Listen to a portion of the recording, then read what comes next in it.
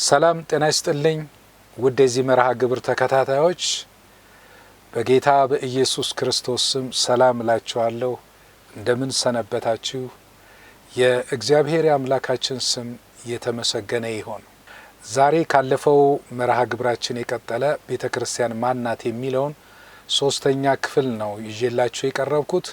በቀደሙት ሁለት መርሃ ግብሮች በክፍል 1 ላይ ስለ ምድራዊቷና ሚናባዊቷ ኦርቶዶክስ ተዋሕዶ ቤተክርስቲያን አንስተን ራሳችንን መመርመርና መፈተን እንዳለብን ለማየት ሞክረናል።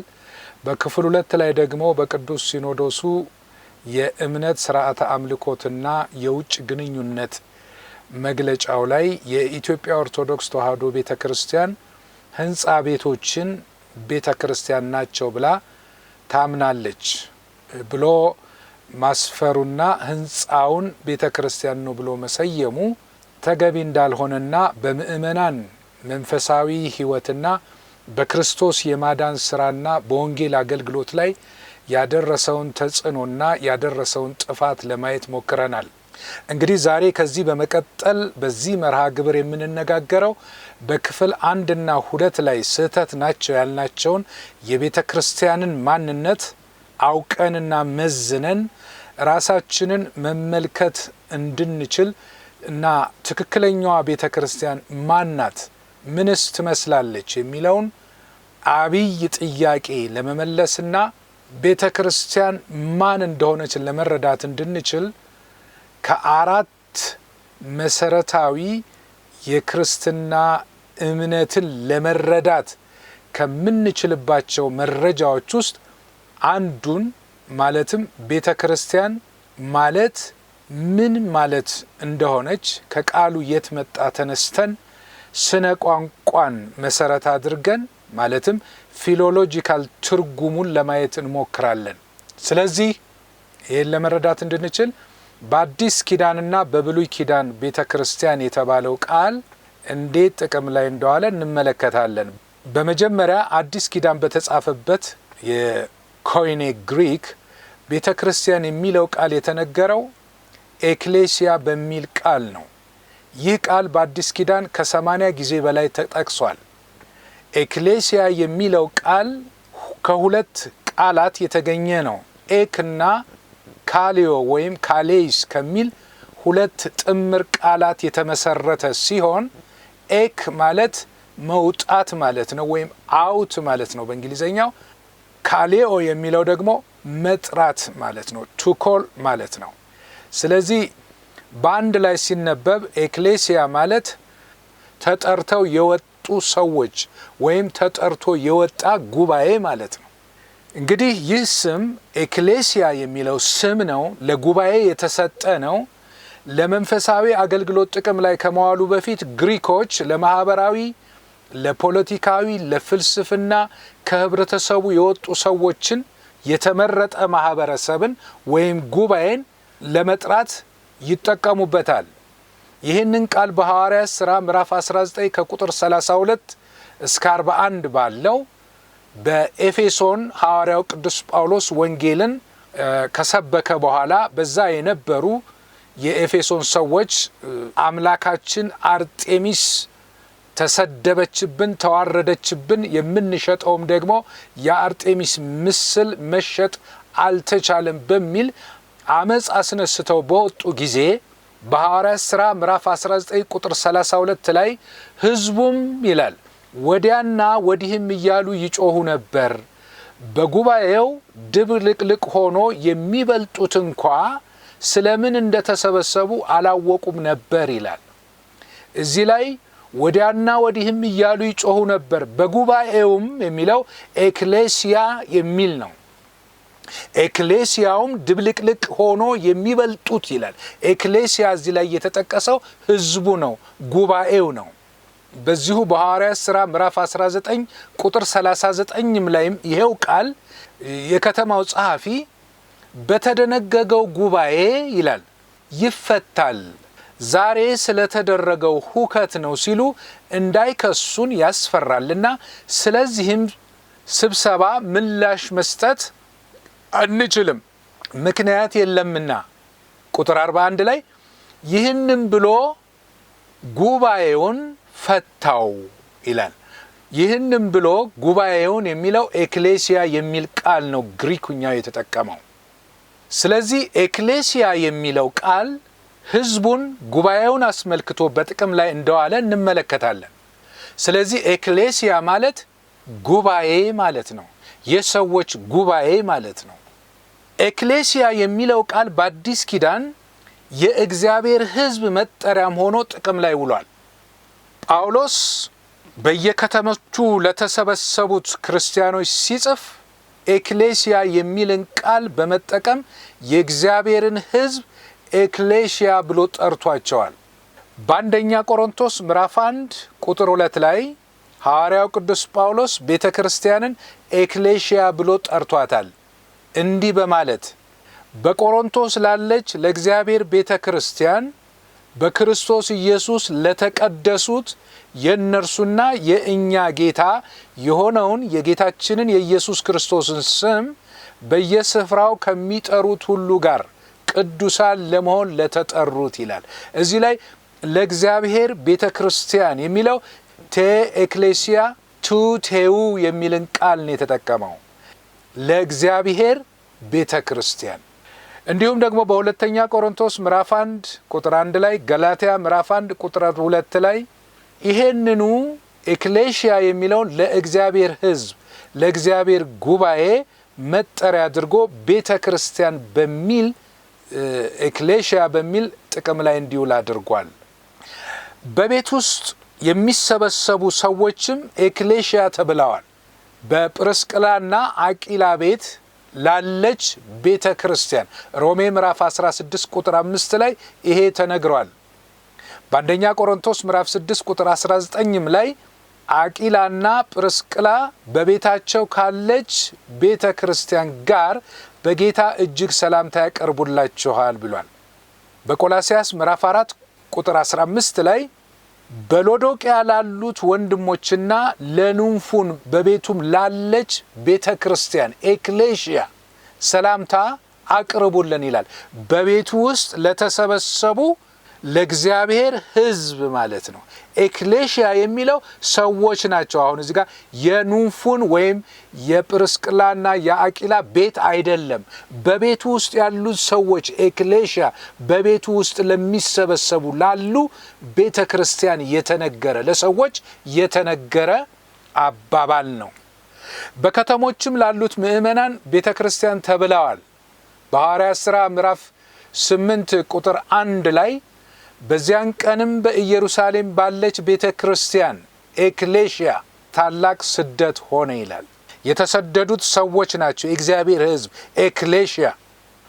ሁሉም ከሐዋርያትም በቀር ወደ ይሁዳና ወደ ሰማርያ አገሮች ተበተኑ ይላል። እንደዚሁ በሐዋርያት ሥራ ምዕራፍ 13 ቁጥር 1 ላይ በአንጾኪያም ባለችው ቤተ ክርስቲያን ነቢያትና መምህራን ነበሩ ይላል። በአንጾኪያ ከተማ ውስጥ ይሰበሰቡ የነበሩ የእግዚአብሔር ምእመናን የእግዚአብሔር ህዝብ ኤክሌሲያ ተብለዋል። እንዲሁም በሰፋፊ አውራጃዎች የነበሩ ማህበራት የእግዚአብሔር ጉባኤ ኤክሌሲያ ተብለው ተጠርተዋል። በሐዋርያት ሥራ ምዕራፍ 9 ቁጥር 31 ላይ ይሄንን እናገኛለን። በአንደኛ ቆሮንቶስ ምዕራፍ 16 ቁጥር 19 ላይ ይሄንኑ እናያለን። እንዲሁም ደግሞ ኤክሌሲያ የሚለው ቃል በሌላ አባባል ማለት ነው ኩሪያኮስ በሚልም ቃል ተጠርቷል። ኩሪያኮስ ማለት የጌታ የሆነ ማለት ነው። ስለዚህ ላኦቴኡ ወይም የእግዚአብሔር ህዝብ ወይም ኩሪያኮን የእግዚአብሔር የጌታ ህዝብ በጌታ የተጠራ ነው ማለት ነው። ስለዚህ ቤተ ክርስቲያን ማለት እግዚአብሔር በደሙ የዋጃቸውና ለራሱ እንዲሆኑ በስሙ የተጠሩና የተሰበሰቡ ጉባኤ ናቸው ማለት ነው። በኤፌሶን ምዕራፍ 5 ቁጥር 25 ላይ ባለፈው እንደተነጋገርነው ክርስቶስ ቤተ ክርስቲያንን እንደወደዳት ነፍሱን ለእርሷ እንደሰጠ ይናገራል። እዚህ ላይ ክርስቶስ ለቤተ ክርስቲያን ራሱን ሰጠ ማለት ኤክሌሲያ በሚል ቃል ነው የተጠቀሰው። ክርስቶስ ነፍሱን ለቤተ ክርስቲያን ሰጠ ማለት ለሰዎች ህይወቱን ሰጠ ማለት ነው። ይሄንን በዮሐንስ ወንጌል ምዕራፍ 3 ቁጥር 16 ላይ፣ በአንደኛ ዮሐንስ ምዕራፍ 4 ቁጥር 9 እስከ 10፣ በአንደኛ ቆሮንቶስ ምዕራፍ 6 ከቁጥር 19 እስከ 20 ድረስ እነዚህን መመልከት እንችላለን።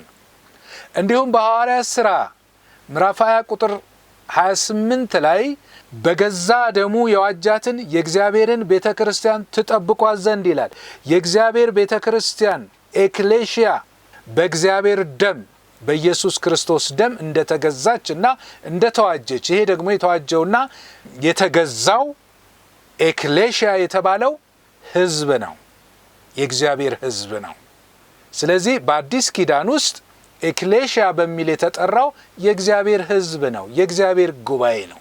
ሁለተኛ የምንመለከተው ብሉይ ኪዳን በተጻፈበት ዕብራይስጥ ማለት ነው እግዚአብሔርን እንዲያመልክ ከዓለም ተለይቶ እንዲወጣ የተጠራው ሕዝብ እስራኤል ማለት ነው በሁለት አይነት ቃላት ተጠርቷል። ይሄውም ካህልና ኤዳህ በሚል ቃል ተጠርቷል።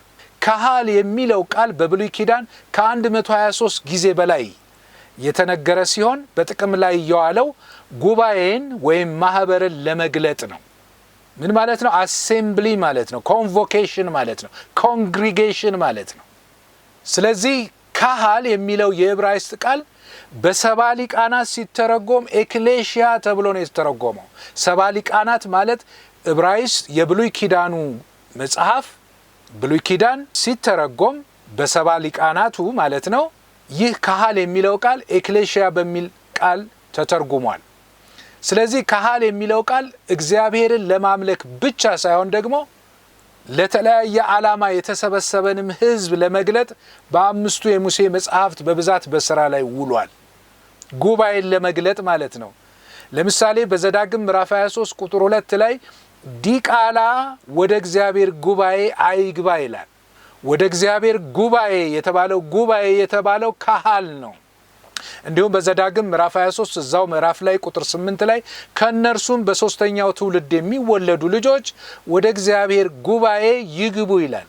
ከነዛ ከዲቃላዎች ውስጥ በሶስተኛው ትውልድ የሚወለዱ ልጆች ወደ እግዚአብሔር ጉባኤ ካህል ይግቡ ይላል። እንዲሁም በሁለተኛ ዜና ምዕራፍ 6 ቁጥር 3 ላይ ንጉሡም ፊቱን ዞር አድርጎ የእስራኤልን ጉባኤ ሁሉ መረቀ ይላል። የእስራኤልም ጉባኤ ሁሉ ቆመው ነበር ይላል። እዚህ ላይ ጉባኤ የሚለው ቃል የተጠቀሰው ካህል በሚል ነው። ስለዚህ እግዚአብሔር ለመስማት የተሰበሰበ ሕዝብ፣ በእግዚአብሔር ስም የተጠራ ሕዝብ፣ ለልዩ ልዩ አገልግሎትም የተሰበሰበ ሕዝብ ጉባኤ ካህል በሚል ተጠርቷል ማለት ነው። ሁለተኛ በብሉይ ኪዳን ሌላው ይሄ ጉባኤ የተጠራበት የዕብራይስጥ ቃል ኤዳት በሚል ቃል ነው። ኤዳት የሚለው ቃል በአብዛኛው የተጻፈው በአምስቱ የሙሴ የሕግ መጽሐፍት ላይ ነው። ከፈርዖን ቤት ነፃ የወጣው የእስራኤል ሕዝብ ነፃ ሲወጣ ይሄ ሕዝብ ኤዳት ተብሎ ተጠርቷል። ስለዚህ ለእስራኤል ልጆች ይላል በዘጸአት ምዕራፍ 12 ቁጥር 3 ላይ ለእስራኤል ልጆች ሁሉ ተናገሩ። ስለዚህ የእስራኤል ልጆች ምን ተብለዋል? ኤዳት ተብለዋል። ይህ በብሉይ ኪዳን ካህልና ኤዳት ተብሎ የተጠሩት የእስራኤል ሕዝብ የእስራኤል ወገን ነው ማለት ነው። የእግዚአብሔር የአምላካችን ስም የተመሰገነ ይሁን። በአጠቃላይ ማለት ነው በአጠቃላይ ካህልና ኤዳት የሚባሉት እነዚህ ሁለት የዕብራይስጥ ቃላት ለአንድ ዓላማ የተሰበሰበን ሕዝብ ለመግለጥ በሥራ ላይ ውሏል። ጉባኤን ለመግለጥ እነዚህ ሁለት ቃላት ወደ ግሪክ ሲተረጎሙ በሰብትዋጀንት ሲናጎግና ኤክሌሲያ ተብለው ተተርጉመዋል። ሌላው የምንመለከተው ከግሪኩም ከዕብራይስጡም በሶስተኛ ደረጃ በግዕዝ ቤተክርስቲያን የሚለው ቃል ከሁለት ጥምር ቃላት የተገኘ ነው። ቤተ እና ክርስቲያን የሚል ማለት ነው። ልክ እንደ ግሪኩ ቤተና ክርስቲያን ከሚባሉ ሁለት ቃላት የተገኘ ነው። ሁለት ትርጉሞችም አሉት። እንደ ግሪኩ አንድ ትርጉም አይሰጥም። አንደኛ ቤተ ማለት አደረ ማለት ነው በግዕዝ። ስለዚህ ክርስቲያን ማለት ደግሞ የክርስቶስ ሕዝብ የክርስቶስ ተከታይ ማለት ነው። በዚህ መሰረት ቤተ ማደሪያ ስለሆነ የክርስቲያኖች ማደሪያ ማለት ነው። ቤተ ክርስቲያን ማለት ቤተ አደረ ስለሆነ ክርስቲያኖች የሚያድሩበት ቤት ማለት ነው። ጎጆ ማለት ነው። በዚህ ትርጉም መሰረት ቤተ ክርስቲያን የሚለው ቃል ትርጉሙ የክርስቲያን ማደሪያን ህንፃ የሚል ይሆናል ማለት ነው።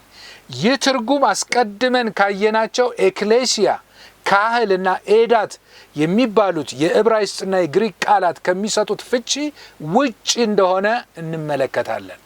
ሁለተኛው አንዳንድ ሊቃውንት በዚህ በእኛ ዘመን ቤተ ክርስቲያን የሚለው ህንፃውን ሳይሆን ህዝቡን ነው የሚያሳየው በማለት እንዲህ አድርገው ይተረጉሙታል። ምንድነው የሚሉት? ቤተ ማለት ወገን ነው። ልክ ቤተ እስራኤል እንደሚባለው ቤትን ያመለክታል፣ ወገንን ያመለክታል። ስለዚህ ቤተ ክርስቲያን ማለት ቤተ ወገን ነው። ክርስቲያን ማለት ደግሞ የክርስቶስ ተከታይ የክርስቶስ ህዝብ ማለት ነው። ስለዚህ ሁለቱ አንድ ላይ የክርስቶስ ወገን ስለሆነ ቤተ ክርስቲያን የሚለው ህዝቡን ያመለክታል፣ የክርስቶስን ህዝብ የክርስቶስን ጉባኤ ያመለክታል ይላሉ። በዚህ በሁለተኛ ደረጃ በተሰጠው ማብራሪያ መሰረት ቤተ ክርስቲያን ማለት የክርስቶስ ወገን፣ ለእግዚአብሔር የተለየ ህዝብ፣ የክርስቶስ ተከታይ የሆነ ህዝብ ማለት ስለሆነ ካህል፣ ኤዳትና ኤክሌሲያ የሚለው እነዚህን ሶስት ቃላት ተክቶ አገልግሎት ላይ መዋል ይችላል ማለት ነው። እንግዲህ ስናጠቃልለው መጽሐፍ ቅዱስ ቤተ ክርስቲያን፣ ኤክሌሲያ፣ ካህል፣ ኤዳት እያለ የሚናገርበት ቃል የሚተረጉመውና ቤተ ክርስቲያን እያለ የሚጠራው የእግዚአብሔርን ህዝብ ነው። ላኦቴኡ በግሪክኛ የእግዚአብሔር ህዝብ፣ ኩሪያኮስ ከዓለም የተጠራ ከጨለማ ወደ ብርሃን የመጣ ምህረትን የተቀበለ የእግዚአብሔር ህዝብ ነው ማለት ነው። ለዚህ ትምህርታችን ማጠናከሪያ እንዲሆነን ከአንደኛ ጴጥሮስ ምዕራፍ 2 ከቁጥር 9 እስከ 10 ያለውን የተወሰነ ለማንበብ እሞክራለሁ። እንዲህ ይላል፣ እናንተ ግን ከጨለማ ወደሚደነቅ ብርሃኑ የጠራችሁን የእርሱን በጎነት እንድትናገሩ የተመረጠ ትውልድ፣ ጌኖስ ኤክሌክቶን የንጉሥ ካህናት፣ ቅዱስ ህዝብ፣ ኤትኖስ ሃጊዮን ለርስቱ የተለየ ወገን ናችሁ ይላል። ቁጥር 10 ላይ እናንተም ቀድሞ ወገን አልነበራችሁም፣ አሁን ግን የእግዚአብሔር ወገን ላኦስቴኡ የእግዚአብሔር ህዝብ ናችሁ። እናንተ ምህረት ያገኛችሁ አልነበራችሁም፣ አሁን ግን ምህረትን አግኝታችኋል ይላል ቅዱስ ጴጥሮስ። ከዚህ ምንባብ መረዳት የምንችለው ቤተ ክርስቲያን ማለት የእግዚአብሔር ህዝብ፣ በእግዚአብሔር የተመረጠ ትውልድ፣ የንጉሥ ካህናት፣ ቅዱስ ህዝብ፣ ለርስቱ የተለየ ወገን፣ ምህረትን ያገኘ የእግዚአብሔር ወገን፣ የእግዚአብሔር ህዝብ ማለት ነው። የእግዚአብሔር አምላካችን ስም የተመሰገነ ይሁን። ስለዚህ ቤተ ክርስቲያን ማለት ወደ እግዚአብሔር ብርሃን ተጠርቶ የወጣ ህዝብ ማለት ነው። ከጨለማ ወደ ብርሃን የተጠራ ህዝብ ማለት ነው። ጠሪው እግዚአብሔር ነው። ህዝቡን የጠራው ደግሞ በጌታችን በመድኃኒታችን በኢየሱስ ክርስቶስ ነው። የኢየሱስ ክርስቶስን ሞትና ትንሣኤ ያመኑ ሰዎች ተጠሩ ማለት ነው። ወንጌል ወደ እግዚአብሔር መንግሥት ወደ ቤተ ክርስቲያን እንዲመጡ ከጨለማ ወደ ብርሃን እንዲመጡ የሚደረግ የእግዚአብሔር ጥሪ ነው። ስለዚህ ምህረትን ያገኘ ህዝብ ማለት ነው። ኃጢአቱ ይቅር የተባለለት ህዝብ ማለት ነው። የቤተ ክርስቲያን የእግዚአብሔር ህዝብ አገልግሎቱም የእግዚአብሔርን በጎነት ምህረትና ፍቅር መናገር ነው። ምክንያቱም እናንተ ግን ከጨለማ ወደሚደነቅ ብርሃኑ የጠራችሁን የእርሱን በጎነት እንድትናገሩ የተመረጠ ትውልድ ናችሁ ይላል። እግዚአብሔር የመረጠው ማለት ነው። ስለዚህ ቤተ ክርስቲያን ኤክሌሲያ የተመረጠ ህዝብ፣ የተጠራ ህዝብ ማለት ነው። ስለዚህ ኤክሌሲያ የምንለው ቤተ ክርስቲያን የምንለው በእግዚአብሔር ፈቃድ ከዓለም የተጠሩና የወጡ የተመረጡ በክርስቶስ ደም የተዋጁና ንስሐ ገብተው ምህረትን ያገኙ የእግዚአብሔርን ልጅነት የተቀበሉ ምእመናን ናቸው ማለት ነው። ስለዚህ የቤተ ክርስቲያን ባለቤት፣ ጠሪው፣ መራጩ መስራቿ ደሙን ያፈሰሰው ምህረትንና ልጅነትን የሚሰጠው ራሱ እግዚአብሔር ልጁም ኢየሱስ ክርስቶስ እንጂ ማንም ሊሆን አይችልም።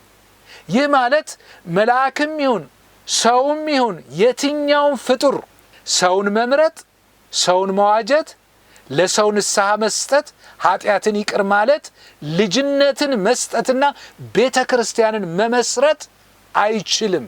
መስራቿ ራሱ እግዚአብሔር ነው። የእግዚአብሔር የአምላካችን ስም የተመሰገነ ይሁን። በእግዚአብሔር የተሾሙ ጳጳሳት መንጋውን ሊመግቡና ሊጠብቁ አደራ የተቀበሉ እንጂ ባለቤቶች አይደሉም። ጳውሎስ ይህንን አስመልክቶ በሐዋርያት ሥራ ምዕራፍ 20 ቁጥር 28 ላይ እንዳስጠነቀቀው በገዛ ደሙ የዋጃትን የእግዚአብሔርን ቤተ ክርስቲያን ትጠብቋት ዘንድ መንፈስ ቅዱስ እናንተን ጳጳሳት አድርጎ ለሾመበት ለመንጋው ሁሉና ለራሳችሁ ተጠንቀቁ ይላቸዋል። ይህ ማለት ቤተ ክርስቲያን በእግዚአብሔር ደም የተዋጀ ሕዝብ ናት ማለት። ወገኖቼ ሰው የቤተ ክርስቲያን አባል ሊሆን የሚችለው በመንፈስ ቅዱስ አሰራር በኢየሱስ ክርስቶስ ሞትና ትንሣኤ አምኖ ሲጠመቅና የእግዚአብሔርን ልጅነት ሲያገኝ ነው። በኢየሱስ ክርስቶስ ሞትና ትንሣኤ አምኖ ያልተጠመቀና በመንፈስ ቅዱስ አሰራር ከእግዚአብሔር እንደገና ያልተወለደ ሰው የቤተ ክርስቲያን አባል መሆን አይችልም። የዛች የተመረጠችዋ ኤክሌሽያ አባል ሊሆን አይችልም። በዚህ ጉዳይ ላይ በሚቀጥለው መርሃ ግብራችን ላይ በሰፊው የምናየው ይሆናል። እንግዲህ እንዲህ ብለን ራሳችንን ልንጠይቅ ይገባል። ወገኖቼ እኔስ ማለት አለብን። አሁን እኔስ በእግዚአብሔር ተመርጫለሁ ሆይ? ተጠርቻለሁ ሆይ? ምህረትንስ አግኝቻለሁ ሆይ? ልጅነትንስ ተቀብያለሁኝ ሆይ? እግዚአብሔርስ ከኔ ጋር አለ ወይ ብለን ራሳችንን መጠየቅ ይገባናል። ይህ ዕድል የተሰጠን ዛሬ በምድር ላይ እያለን ነው። ስለዚህ ጥሪው ዛሬም በወንጌል እግዚአብሔር ኑ እያለ የኔ ሕዝብ ሁኑ እያለ እየጠራ ነው። ስለዚህ ከቤተሰብ በመወለድ የክርስቲያን ልጅ በመሆን ወይም የሰበካ ጉባኤ አባል በመሆን የእግዚአብሔር ጉባኤ የኤክሌሽያ ጉባኤ አባል መሆን አይቻልም። የክርስቶስ ቤተ ክርስቲያን የኤክሌሽያ አባል መሆን የሚቻለው በክርስቶስ ሞትና ትንሣኤ አምኖ ከእግዚአብሔር በመወለድ ብቻ ይሆናል ማለት ነው። እግዚአብሔር አምላክ ማስተዋልና ጥበብን ይስጠን ወገኖቼ። ስለዚህ ባለፈው እንደተመለከትነው ቤተ ክርስቲያን ከእንጨት ወይም ከድንጋይ ወይም ከቆርቆሮ የተሰራ ቤት አይደለም። ታዲያ ሰዎች ለምንድነው ቤተ ክርስቲያንን ከቤት ጋር የሚያያይዙትና ይቺ በየቦታው የቀለስናቸው ጎጆች በቆርቆሮና በሲሚንቶ ሰርተን በውስጡ ባለፈው እንዳየነው ጽላትና መስቀል አስቀምጠን የእግዚአብሔር ቤተ ክርስቲያን ነው ወደሚል ወደዚህ አይነት ትምህርት ሰዎች የመጡት ለምንድነው? ለምንድነው ሰዎች ቤተ ክርስቲያንን ከህንጻ ጋር ያያያዙት? ምክንያቱ ምንድነው? ይሄ የብሉይ ኪዳንንና የአዲስ ኪዳንን አስተምህሮና የኪዳኑን ልዩነት ያለመረዳት ችግር ነው ወገኖቼ። ይሄን ያደረጉት ሰዎች የምእመናንን መሰብሰቢያ ቤተ ክርስቲያን ያሉበት ምክንያት ከብሉይ ኪዳን ቤተ መቅደስ ጋር አነጻጽረው ስለሚመለከቱት ነው። በብሉይ ኪዳን እግዚአብሔር ይመለክበትና በታቦቱ ላይ ሆኖ ህዝቡን ያናግርበታል የሚባለው ቦታ መጠሪያ ስሙ የማደሪያው ድንኳን ወይም ደግሞ መቅደስ የሚባል ነው። መቅደስ ይባላል። ይህ መቅደስ እግዚአብሔር እስራኤላውያን እንዲሰሩለት ያዘዛቸው ስፍራ ነው። የማደሪያው ድንኳንም ተብሏል። በብሉይ ኪዳን የእግዚአብሔር ሕዝብ የሚሰበሰቡበት መስዋዕት የሚቀርብበትና የእግዚአብሔር ሕዝብ የሚያመልክበት ስፍራ በዕብራይስጥ መቅደስ ነው የሚባለው። በግሪክ ደግሞ ሄይሮስ በሚል ቃል ይታወቃል። ስለዚህ መቅደሱ በፍጹም ቤተ ክርስቲያን ወይም ካህል ባለፈው እንዳየነው ወይም ኤዳት ተብለው አይጠሩም።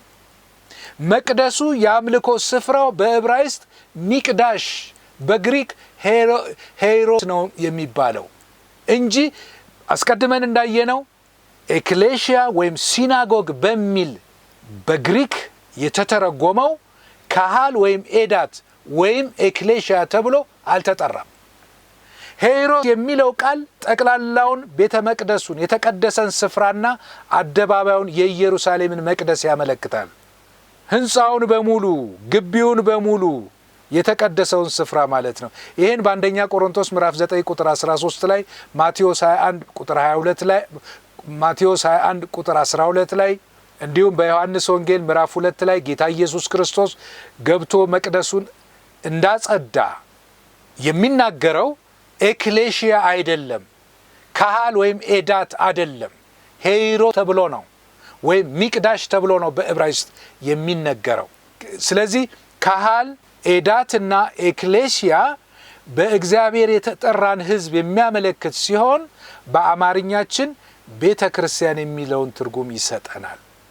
ስለዚህ በዚህ በትምህርታችን መጨረሻ ላይ የምናረጋግጠው በልማድ ቤተ ክርስቲያን እያልን የምንጠራው ሕንፃ ወይም ጎጆ ቤትና የመሰብሰቢያ ቦታ ፈጽሞ ቤተ ክርስቲያን፣ ኤክሌሽያ፣ ኤዳት ወይም ካህል ናቸው የሚል መጽሐፍ ቅዱሳዊ ትርጉም የላቸው።